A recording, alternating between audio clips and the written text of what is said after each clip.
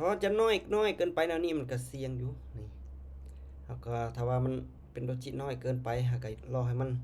มีวอลลุ่มซื้อวอลลุ่มขายจักหน่อยก่อนเนาะเอาออเดอร์ต่อไปก่อนโอ้ยสวิงมันส่งท้ายเนาะป้าดีเทคก็ตามขาลงก็ดีเนาะ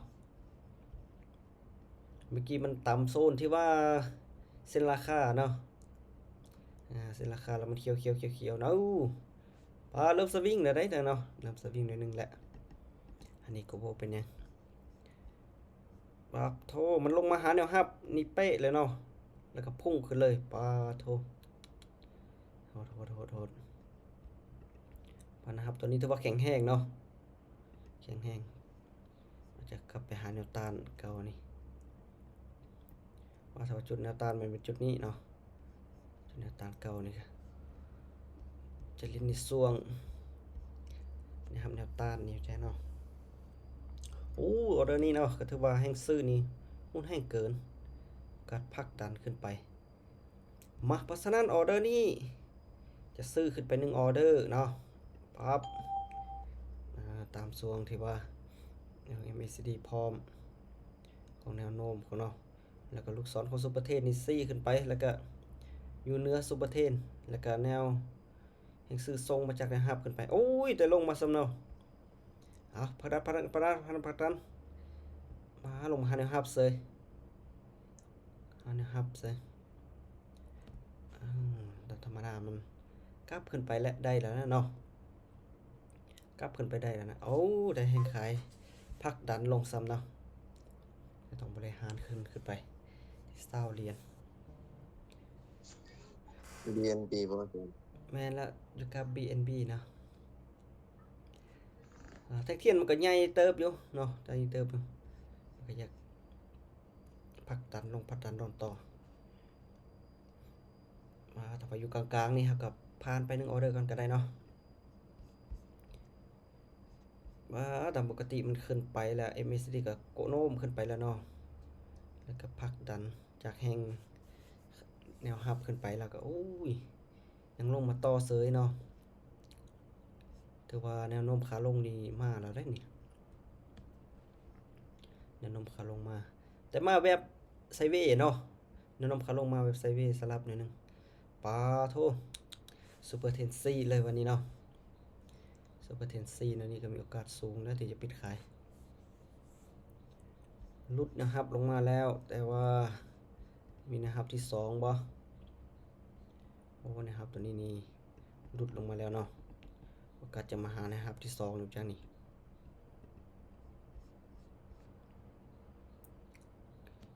แต่ไปแห้งมันใกล้จะมืดแล้วเนาะแห้งจะมืดแล้วเนาะเอาซื้อ1ออเดอร์ดูอย่างวันนี้โอ้ยอาจารย์แซ่จอแล้วอาจจะแซ่ละที่บ่แซ่แล้วบ้ายังลงมาต่อเลยบ้าลักษณะว่ามันลงมาแล้วมันเจอแทงน้อยนี่นะเนาะโอ้ยส่วนเทนแล้วเนาะเป็นการส่วนเทนแล้วตรงนี้ป้ามันฟูขึ้นว่ามันจีลงมาต่อแนวนี้เนาะแต่ปกติมันก็จะพักตัวจากออเดอร์ก่อนนะนี่โอ้พลาดไป2ออเดอร์แล้วเนาะพลาดไป2ออเดอร์แล้วตอนนี้พลาดไป2ออเดอร์แล้ว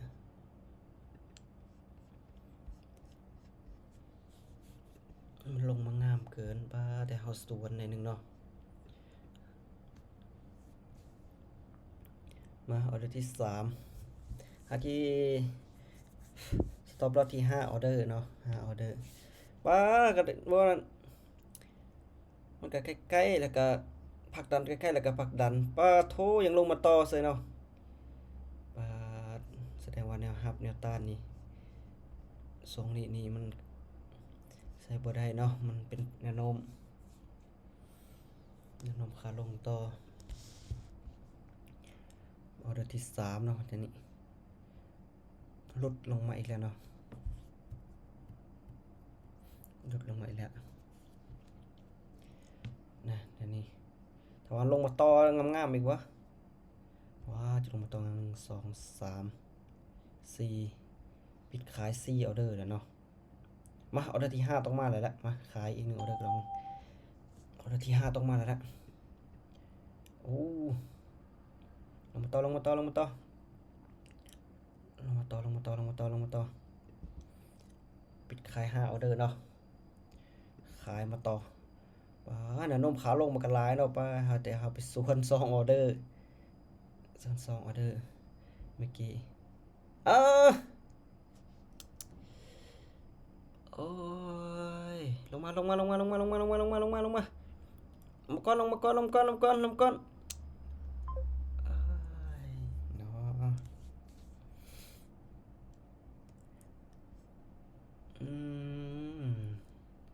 ลงมาปานนั้นแล้วยังขึ้นไปเสยเนาะเปลี่ยนกราฟก่อนมาที่บิตคอยน์ลงเนาะโอ้ตอนเฮาซื้อคือบ่ขึ้นเนาะหมดขายปึ๊บขึ้นปั๊บแสดงว่าระบบเขาฮู้ยังบ่จัก บ่ได้ติเนาะเอามาที่บิตคอยน์เนาะมาที่บิตคอยน์มาที่ BTC ทางที่เป็นเทรนขาลงงามๆแล้วเฮาเอาเดอร์ที่ตามปัดบอนั่นเนาะมาเอาเดอร์ต่อไปก่อนเอาเดอร์ที่เฮาตามปึ๊บผัดสวิงขึ้นปับโอ้ยยาวจังไดเนาะนะปองลงงามๆบัดนี้เนาะว่าเฮาขายตามมันนะคือขึ้นไปใส่มาอีกจัก2ออเดอร์เนาะจัก2ออเดอร์แต่ว่าเขาบ่ได้แท้ๆกันใน stop loss เนาะเอาสำหรับออเดอร์นี้เนาะนี่เบิ่งดิหมดออเดอร์ที่เขาขายนะ อา คือ จา บ่ รย์ BTC นั่นโบอยักสวินเป็นไง บ่นิ่งเนาะ เข้า BTC เลย แม่นเข้า BTC แล้วตอนนี้มาสำหรับออเดอร์นี้เนาะก็ถือว่ามันก็เป็นขาลงอยู่นี่ขาลงอยู่ปิดขายให้ปิดกัน1 2 3ปิดขาย3ออเดอร์ว้าแต่ว่านี่กลับมันขึ้นไปแล้วนี่เนาะเอ้ากลับขึ้นไปจัดซื้อลงดู จัดซื้อลงดูว่าสิส่วนเทศอีกแล้วบ่ได้ตีมันเกินกินไปละเกินกินไปแล้วนี่เกินกินไปแล้วมึง MSD นี่ก็เข้าว่าโน้มขึ้นไปละมายังซื้อนี่ก็ปิดซื้อ1ออเดอร์2ออเดอร์ละเอาว่าจะกลับขึ้นไปละออเดอร์นี้เนาะว่าจะนิ่งไว้แล้วละว่าจะนิ่งไว้แล้วละนิ่งไว้ก่อนนิ่งไว้โอเคป้าแต่วินแบบน้อยๆเลยเนาะ วินแบบน้อยๆเลย ตลาดโบสวิงก็ได้ BSB อย่างสวิงไอดีโอเขา ENB บ่ได้เลย เมื่อกี้มันตอนเฮาที่บ่ตามมันบ่สวิงมาตามเมื่อกี้ผัดสวิงเนาะ ABNB นะถือว่าลงมาต่องามกลับมาแล้วตอนนี้เนาะกลับมาแล้วที่ยูทึนแล้วแสดงว่าแห้งขายนี่ยังหุนแห้งอยู่สวิงหน่อยนึงครับออเดอร์ที่ว่าเป็นแท่งเต็มยังเฮาจังออกซะเนาะออเดอร์ที่ว่าแท่งบ่เต็มเฮาก็ผ่านไปก่อนก็ได้กลับขึ้นได้เสยอีกแล้วเนาะปาโธจากที่เป็นเทรนงามๆเรามาสลับอยู่นี่หน่อยนึงนี่อันนี้ตลาดสลับหน่อยนึงแล้วจังหวะนี้สลับไปแล้วสลับขึ้นไปแล้วสลับขึ้นไปนี่สลับแบบขึ้นลงเราจะสลับเขียวแดงอยู่นี่เนาะเขียวแดงจังหวะนี้ดีดขึ้นไปถ้าดีดขึ้นไปนะนี่เบิ่งสเก็ตใน MACD เนาะจะตัดขึ้นไปแล้วเพราะฉะนั้นออเดอร์นี้ซื้อ1ออเดอร์เนาะทุกๆออเดอร์ทุกคนก็ถ้าวิเคราะห์กงกันก็จังค่อยตามวิเคราะห์ต่างกันก็ออกต่างกันก็ได้เนาะส่วนก็ได้หรือว่าเบิ่งเป็นบทเรียนก็ได้เนื่องจากว่าดีดขึ้นไปแสดงว่าแนวรับตัวนี้มันน่าจะหุ้นแห้งเกินนะผ่านบ่ได้นะถ้า MACD ตัดขึ้นไปได้นี่ ยิ่งโอกาสสูงเนาะที่ปิดเขียวปิดซื้อได้เนาะจังหวะนี้แต่ว่าคือนิ่งแน่เกินนี่คือนิ่งจังน้อยซะเนาะคือจังน้อยซะคือจังน้อยซะป่าหรือว่านิ่งนิ่งนิ่งนิ่งนี่ก็ดีนิ่งนี่ก็ดีนิ่งนี่ก็ดี2 วินาทีสุดท้ายโอเคโอเคขึ้นไปได้ขึ้นไปได้จังสีก็งามๆอยู่จังสีก็งามจังสีก็ให้มันงามปลาสลับอีดีเนาะ1ออเดอร์2ออเดอร์3ออเดอร์ได้เลยสลับขึ้นเขียว3ออเดอร์ได้นะนี่ใช้มีสิริตัดขึ้นไปได้นี่เอาอยากจะตามซื้อ1ออเดอร์สลับหลายออเดอร์ว้าจวดไปยังจะมาจวดลงเนาะโอ้ลงมาต่อเซอร์บานี่ปัดเมื่อกี้ถือว่ามันลงหาแนวหับนี่เนาะว่าเมื่อกี้สังเกตในเมสซี่มันจะตัดกันแล้วเนาะแต่ว่ามันแห่งขายมันมาส่งท้ายนะจวดส่งท้ายปาโถถ้าว่าเกินกินได้ทำอิดนี่ก็สิคักอยู่นี่ปั๊บขึ้นไปดูปั๊บขึ้นไปดูบ่ขึ้นเนาะบ่ขึ้นสำเร็จพี่น้องเอ้ยแสดงว่ามันสลับให้3ออเดอร์นึงเนาะอยู่นี่เนาะโอ้ถ้าว่าเนี่ยครับตัวนี้แข็งแห้งนี่มันก็จะกลับขึ้นไปได้นี่บ่แข็งแห้งซะเนาะเบิ่งไปก่อนดูมันจะลงมาต่อบ่หรือว่าจะกลับตัวขึ้นไปละเบิ่งไปจากออเดอร์ก่อนเนาะถ้าว่าส่งสลับนี่เฮากับเบิ่งไปก่อนก็ได้เนาะไหนโอ้จะลงมาต่อใส่ได้นี่ถ้าว่าออกก็เสียงเนาะเขียวแดงเนาะเอาไปก็เสียงอยู่ได้นี่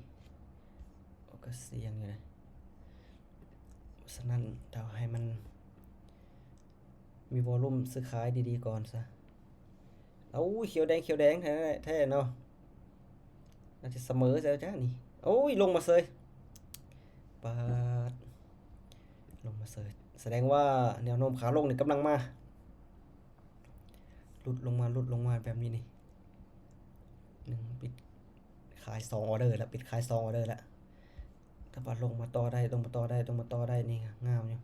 ไหนนี่แหละเบิ่งดิลงมาในนึงแล้วก็แห่งซื้อสวิงขึ้นไปแต่ว่าจิตามแนวโน้มขาลงเบิ่งขายลงเบิ่งทุกคนก็ตามได้สำเร็จเนาะแสดงว่าแนวโน้มขาลงนี่อย่าให้ได้2เขียว1แดง2แดง1เขียวจงใส่ลงมาเก็บไปใส่ก่อนก็ดีลงเก็บไปใส่ก่อนก็ซะลงเก็บใส่ก่อนซะอย่านิ่งลงมาเก็บใส่ก่อนลงม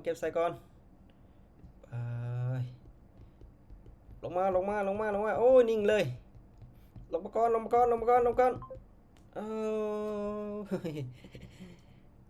เกินเนาะมันจะนิ่งกันแท้ว่าเนาะมันจะนิ่งโอ้ตามแนวโน้มขาลงแต่ก็นิ่งเลยป่ะนี่เอากลับตัวซื้อขึ้นไป1ออเดอร์อีกจักหน่อยเอาเพิ่มอีกแถมอีก1ออเดอร์กลับขึ้นไปเมื่อกี้มันยังนิ่งได้ตอนนี้เขียวแดงแล้ว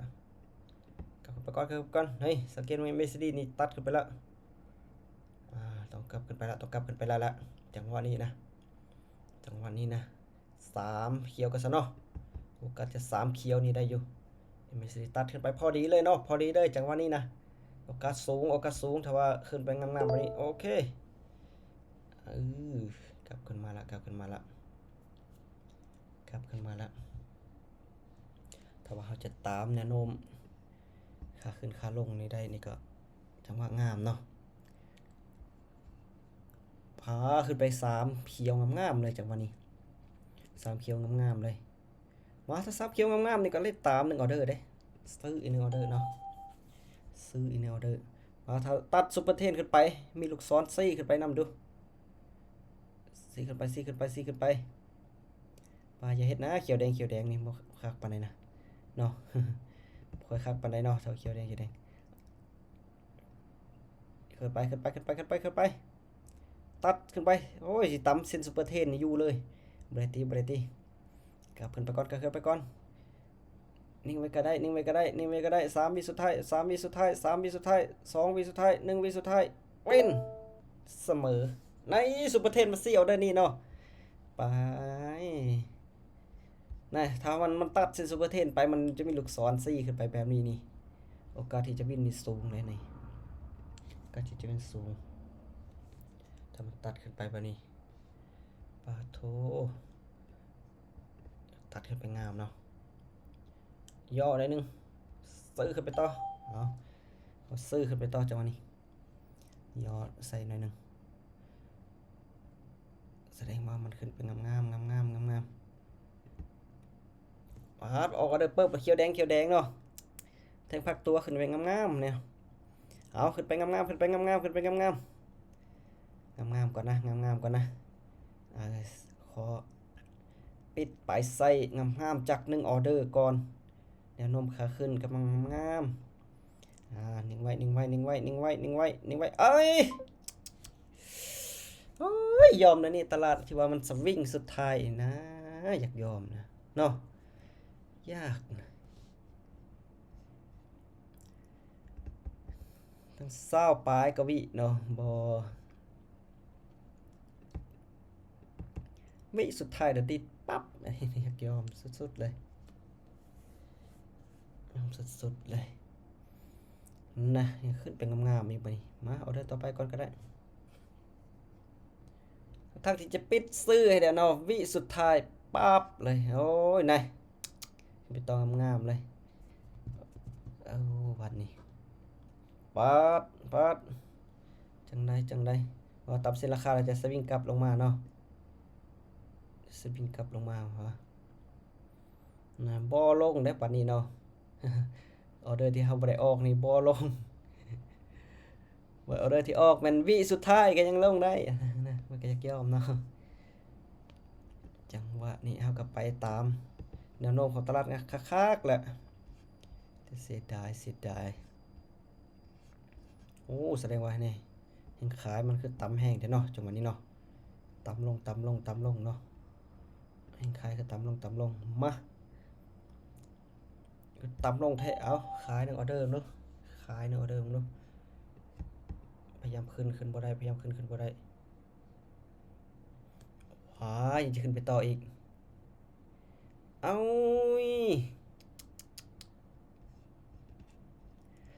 มันได้ตามเส้นราคากับตัวเส้นราคากับตัวโธ่ที่กับตัวก่อนแล้วเนาะยังขึ้นไปต่อเสยเนาะกำลังมาดูนิ่งเลยบัดนี้เนาะมาอีก1ออเดอร์เนาะถ้าว่าออเดอร์นี้เขาบ่ได้กันที่ว่าได้พักก่อนอีก1ออเดอร์มาเนี่ยสลับเทวาเนาะสลับอเทวาสลับบัดซื้อขึ้นไปสวิงลงบัดขายลงมาขึ้นไปต่อมาซื้อขึ้นไปต่อตามแนวโน้มของตลาดแหละวันนี้ออเดอร์นี้วินหรือพลาดก็เลยพักเนาะแต่อย่างเดียวก็ให้วินซะ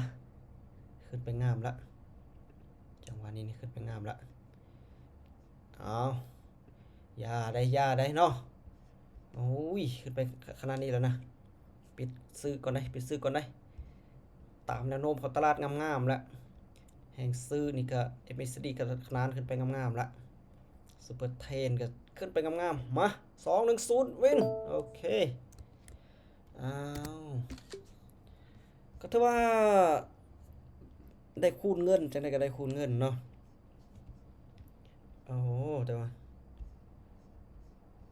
พลาดสุดๆมันก็3ออเดอร์เนาะก็ถือว่าพลาดวิน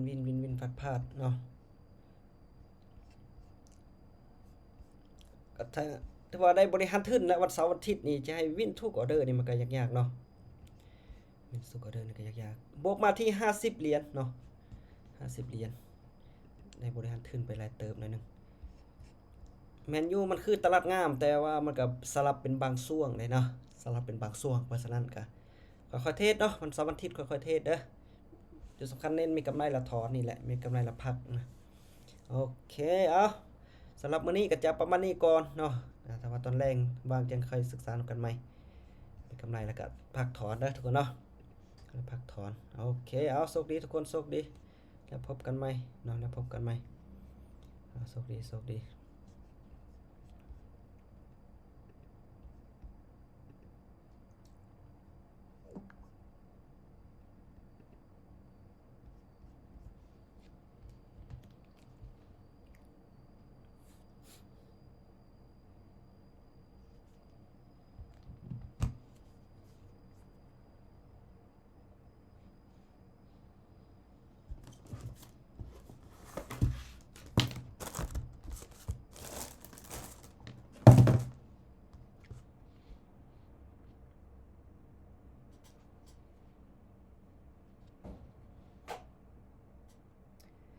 สำหรับการเข้าตลาดวันเสาร์ก็ถือว่าตลาดงามอยู่เนาะแต่ก็สลับเป็นบางช่วงหน่อยนึงก็ถือว่ากำไรมาตามเป้าเนาะ50 เหรียญ50 เหรียญคนเข้าก็30ปลายคนเนาะเอาไปเกือบว่า10 ออเดอร์เพิ่นได้เนาะก็ถือว่า